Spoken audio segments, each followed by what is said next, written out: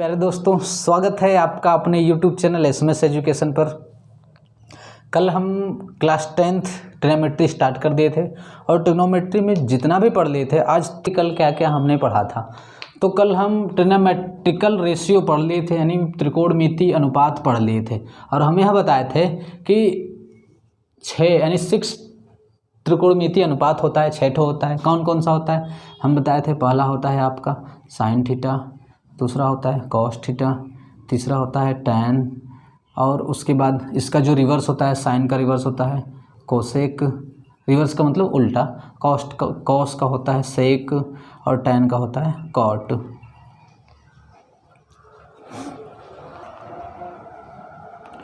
ये 6 हम पढ़ लिए थे कल। ये रेशियो हम पढ़ लिए थे और आपको बताए थे कि जो साइन थीटा होता है, साइन थीटा का फार्मूला बताए थे कि एक राइट एंगल ट्रायंगल लेंगे, यानी कि समकोण त्रिभुज लेंगे। समकोण त्रिभुज लेंगे और समकोण त्रिभुज में ये इसके भुजाओं का अनुपात होता है। तो मान लेते हैं यहाँ पर ये एंगल है, यहाँ पर कोण दिया हुआ है। तो मैं आपको बताया था कि जहाँ पर कोण देता है, इसके सामने का जो भुजा होता है उसको लंब बोलते हैं। क्या बोलते हैं उसको? लंब। कल मैं आप लोगों को ये बता चुका था कि जहाँ पर भी कोण दिया, अगर यहाँ पर कोण दिया है तो इसके सामने का भुजा ये वाला है, ये वाली भुजा, इस वाली भुजा को क्या बोलेंगे? लंब बोलेंगे। और जो सबसे बड़ी भुजा होती है इसको हमेशा बोलते हैं कर्ण बोलते हैं। क्या बोलते हैं? कर्ण बोलते हैं। और ये जो भुजा होती है, ये वाली भुजा, इसको बोलते हैं आधार। ये मैं आप लोगों को बता चुका था कल। और इंग्लिश में ये जो लंब है, लंब को हम बताए थे परपेंडिकुलर बोलते हैं, आधार को बोलते हैं बेस, बी फॉर बेस, और कर्ण को बोलते हैं हाइपोटेनियस, एच फॉर हाइपोटेनियस बताए थे, ये बोलते हैं। और साइन थीटा का जो साइन थीटा हमारा जो अनुपात दिया था, तो इसमें क्या था कि लंब बटा में कर्ण, यानी कि परपेंडिकुलर डिवाइडेड बाय हाइपोटेनियस। ये था आपका, मैं इससे लिख देता हूँ, लंब मैं बताया था आपको साइन थीटा जो है लंब और कर्ण, यानी कि ये भुजा और ये भुजा का अनुपात जो है साइन थीटा होता है। और कॉस थीटा में क्या बताया था? कॉस थीटा में आपको बताया था ये वाली भुजा और ये वाली भुजा का अनुपात, यानी आधार बटा में कर्ण। क्या लिख देंगे यहाँ पर? आधार बटा में कर्ण। ये कॉस थीटा बराबर होता है, कॉस थीटा ये वाली भुजा और ये वाली भुजा, आधार और कर्ण के अनुपात को क्या नाम दिया गया था? Cos theta. और टैन का क्या बताया गया था? टैन का बताया गया था ये लंब बटे आधार। क्या बताया गया था? लंब और आधार के अनुपात। इसका जो भुजा दिया था लंब और आधार, लंब बटा में आधार। लंब और लंब वाली भुजा और आधार वाली भुजा के अनुपात का नाम क्या दिया गया था? टैन, TAN, टैन नाम दिया गया था। अब कोसेक, अब ये जो तीनों हैं, ये तीनों मैं आपको बताया था कि रिवर्स यानी उल्टा होता है। कोसेक किसका होता है? COSEC, कोसेक होता है साइन का, यानी साइन थीटा बराबर, अगर लंब बटा कर्ण होता है तो कोसेक थीटा बराबर होगा इसका उल्टा, यानी कर्ण को ऊपर और लंब को नीचे रखना पड़ेगा। तो ये हो जाएगा आपका कर्ण बट्टा में लंब, कर्ण बटा लंब, ये किसके बराबर हो जाएगा? कोसेक के बराबर। और सेक कॉस का उल्टा होता है, कॉस का उल्टा क्या होता है? सेक। तो सेक पर ये कॉस का है आधार बटा कर्ण, तो सेक का होगा आपका कर्ण बट्टा में क्या हो जाएगा? ये आधार हो जाएगा, कर्ण बटा आधार। अब उसी तरीके से यहाँ पर है COT, कॉट थीटा। तो जो कॉट है टैन का उल्टा होता है। टैन क्या है? लंब बटा आधार है, तो कॉट क्या हो जाएगा? आधार बटा लंब। ये हो जाएगा आपका आधार बट्टा में क्या बोल देंगे इसको? लंब, आधार बटा लंब।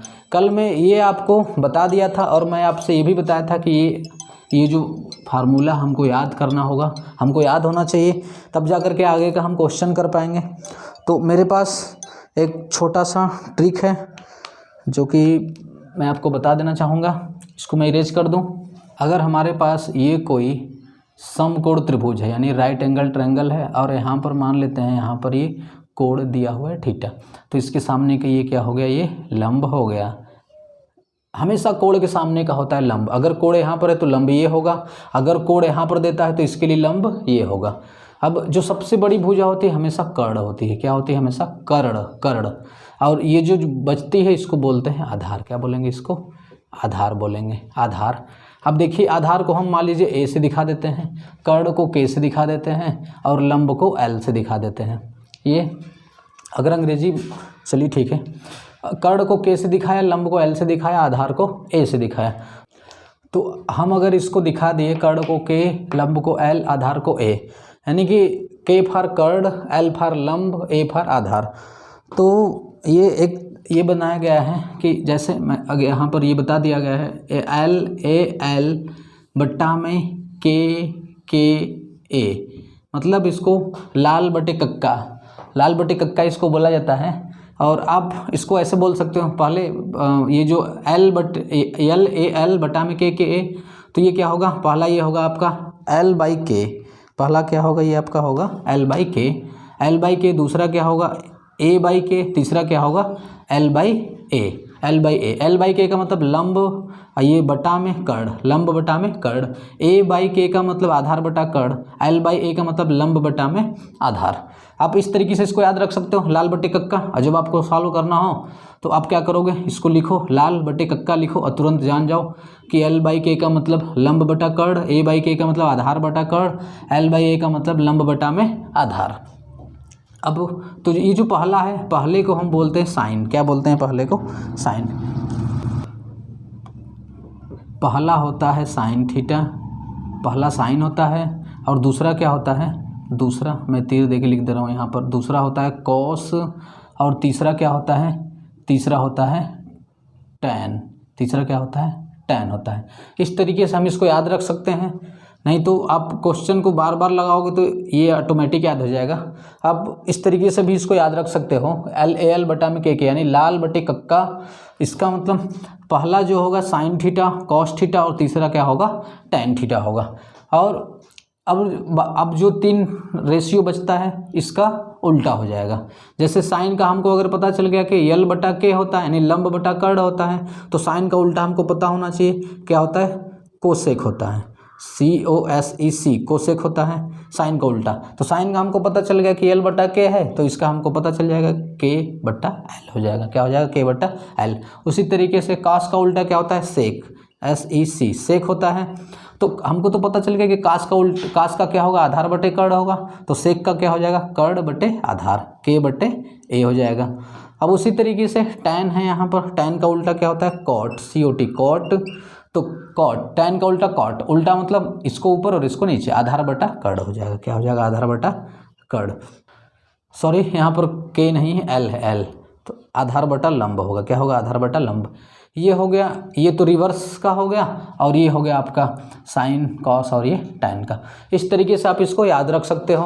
और यदि CBSE बोर्ड वाले हैं तो इसको क्या बोलते हैं? कर्ण को बोलते हैं हाइपोटेनियस, H फॉर हाइपोटेनियस।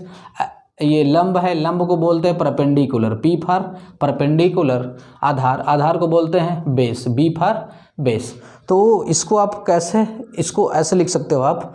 यहाँ पर ये है आपका एक, मैं ब्लैक से लिख देता हूँ,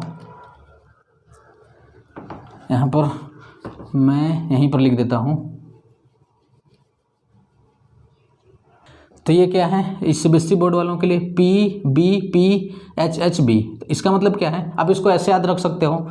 P फॉर पंडित यानी Pandit Badri Prasad, Pandit Badri Prasad. H for her हर बोल, पंडित बद्री प्रसाद हर हर बोल। इस तरीके से आप इसको याद रख सकते हो।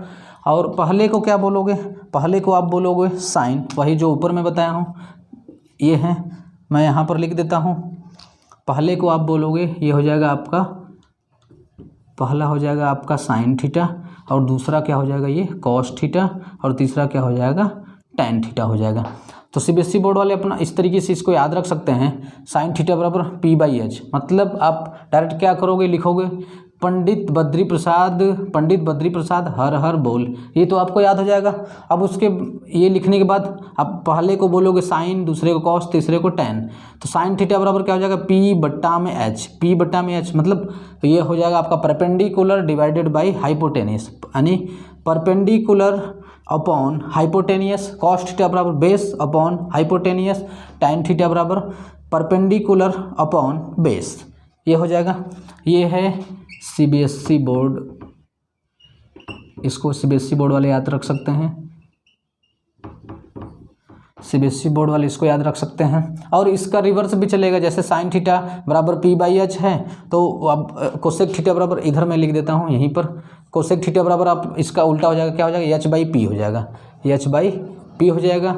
अब सेक थीटा बराबर क्या लिख लेंगे हम, मैं इधर लिख दूँ एच बाई पी कोसेक का था।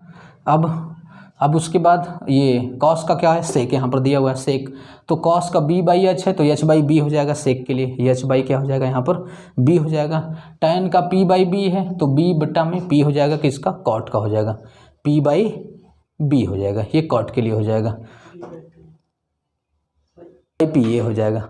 तो हमको जो भी याद हो जाए हम दोनों तरीके से इसको कर सकते हैं, या तो अब अगर हमको ये याद हो जाता है, ये हमको याद हो जाए तो इसको याद रख लेंगे, या तो फिर ये नीचे वाला जो मैं बताया इस तरीके से हम इसको याद रख सकते हैं।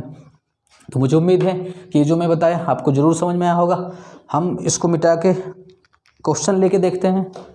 यहाँ पर ये क्वेश्चन दिया हुआ है कि त्रिभुज ए बी सी में, यहाँ पर त्रिभुज दिया हुआ है ए बी सी, और अगर है कि त्रिभुज ए बी सी में साइन ए बराबर 5/4, साइन ए बराबर दिया है 5/4, तो कॉस ए प्लस कॉस सी का वैल्यू बताना है, कॉस ए प्लस कॉस, यहाँ पर त्रिभुज ए बी सी में साइन ए बराबर 4/5, तो कॉस ए प्लस कॉस सी का वैल्यू बताना है, और ये त्रिभुज दिया हुआ है हमें। तो हम इसको कैसे करेंगे, यहाँ पर पहले जो दिया है उसको लिखते हैं, साइन ए बराबर 4/5 ये दिया हुआ है, और हम जानते हैं यहाँ पर ये दिया हुआ है ए का वैल्यू दिया है, मतलब एंगल यहाँ पर दिया है, एंगल यहाँ पर दिया है, तो इसके लिए लंब क्या होगा, इसके सामने का ये होगा लंब, क्या होगा ये होगा लंब, और ये होगा, ये तो सबसे बड़ी है तो कर्ण होगा, और ये क्या होगा, आधार होगा, ये होगा आधार। हम निकाल लिए साइन ए, और हमको फार्मूला पता है साइन ए बराबर 4/5। अगर फार्मूला याद नहीं हुआ है अब तक तो हम ये लिख लेंगे LAL बटा में के ए, इस तरीके से। साइन मतलब पहला वाला, साइन मतलब पहला वाला, लंब बटा कर्ण। तो लंब कौन सा है, लंब ए, यहाँ पर एंगल ए दिया है तो ए से ही लेंगे, एंगल ए यहाँ पर है, इसके सामने लंब क्या है, BC, यानी कि यहाँ पर हम लिख लेंगे इसके बराबर, ये हो जाएगा क्या, लंब बटा में कर्ण, ये लिख लेंगे। इसका मतलब ये हुआ कि लंब की जगह कितना दिया है 4, तो यहाँ पर मैं लिख लूँगा 4, कर्ण की जगह क्या दिया हुआ है 5, कर्ण है 5, तो क्या लिखेंगे यहाँ पर 5 लिख लेंगे। कर्ण नीचे है, नीचे 5 दिया है तो कर्ण की जगह क्या लिख लेंगे, यहाँ पर कर्ण दिया है और कर्ण की जगह 5 है तो 5 लिख लिए, 5। अब हमको चाहिए कि आधार, क्योंकि जब हम कॉस का निकालेंगे तो आधार का भी ज़रूरत पड़ेगा, इसलिए हमको आधार निकालना पड़ेगा। और हमको पता है कि ये समकोण त्रिभुज है, कैसा त्रिभुज है, यहाँ पर ये दिया हुआ है 90 अंश, और समकोण त्रिभुज है। समकोण त्रिभुज में पाइथागोरस थ्योरम लागू होता है, तो पाइथागोरस से हम ये जो आधार है, आधार वाली भुजा को निकाल लेंगे पाइथागोरस से। तो पाइथागोरस से जब निकालेंगे तो यहाँ पर निकालेंगे पाइथागोरस से, पाइथागोरस प्रमेय से, पाइथागोरस प्रमेय से निकालेंगे ए बी का स्क्वायर, हमको ए बी चाहिए तो ए बी का स्क्वायर बराबर, छोटी वाली भुजा का निकाल रहे हैं तो बड़ी वाली भुजा में से हाई जो छोटी वाली जो दी है उसको घटा देंगे, ये हो जाएगा आपका ए सी का स्क्वायर माइनस ये है बी सी, तो बी सी का स्क्वायर। ये पाइथागोरस प्रमेय।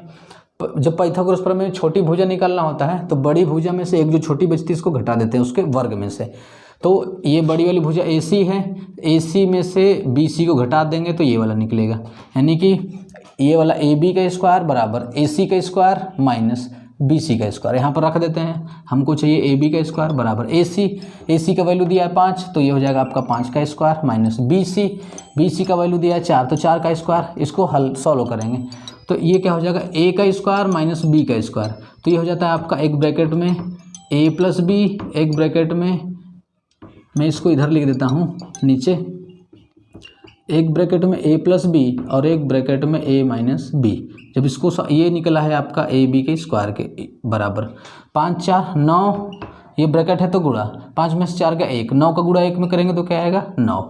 यहाँ से जब हम ए बी का वैल्यू निकालेंगे तो ए बी बराबर अंडर रूट में 9, अंडर रूट 9 का वैल्यू क्या आता है 3, अंडर रूट 9 का वैल्यू क्या आएगा 3, तो यहाँ पे ए बी यानी आधार का वैल्यू क्या आ गया, आधार 3 आ गया, क्या आ गया आधार 3 आ गया। अब हमको चाहिए क्या क्या, हमको तीनों पता चल गया, लंब आधार और कर्ण तीनों पता चल गया। अब हमको चाहिए कॉस ए, मैं यहाँ पर निकालता हूँ, कॉस ए बराबर ए कहाँ पर है, यहाँ पर है। अब यहाँ पर है तो इसके लिए तो लंब यही होगा, कड़ ये और आधार ये होगा। तो कॉस ए बराबर क्या होता है, यहाँ पर मैं बताया था सेकंड वाला, आधार बटा कड़। फार्मूला याद होना चाहिए हमको, आधार बटा कड़। तो आधार क्या है ए के लिए, इसके लिए लंब ये है, आधार ये है, आधार ये है, कड़ ये है। तो आधार यहाँ पर लिख देते हैं कि आधार बटा में कड़, ये फार्मूला है। आधार 3 है, कड़ क्या है 5, तो 3/5 क्या ले लिए 3/5। कॉस ए हमको चाहिए था, कॉस ए निकाल लिए। अब क्या चाहिए कॉस सी, तो कॉस सी निकाल लेते हैं, कॉस सी।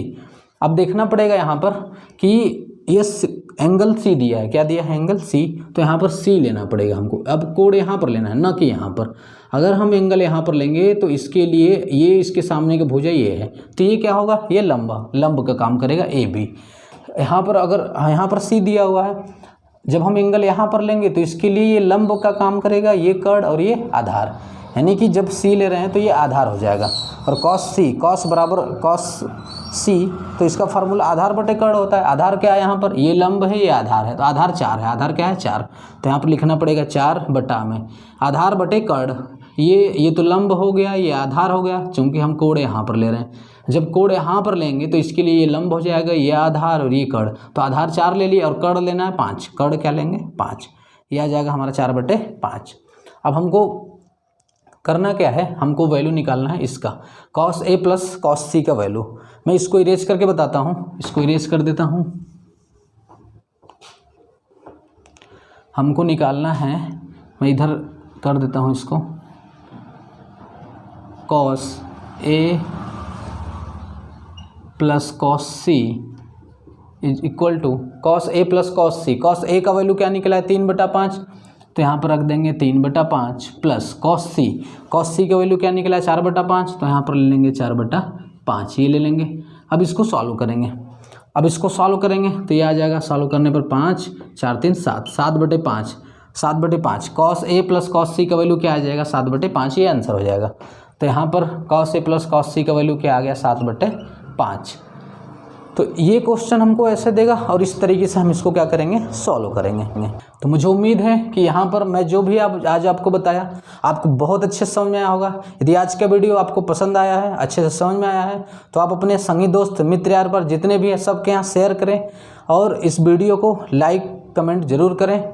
यदि आप इस चैनल पर नए हैं तो इस चैनल को सब्सक्राइब करें। तो आज के लिए बहुत बहुत धन्यवाद।